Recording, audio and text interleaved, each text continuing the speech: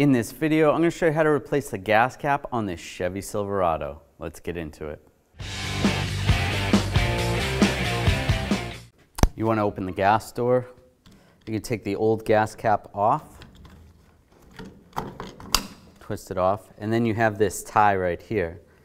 The easiest way to do this is to just take some side cutters and just cut this, and then the rest of the piece is going to fall down to the ground.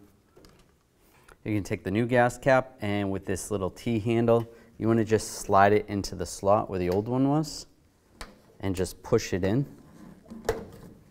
and then that's going to secure it. Then take the gas cap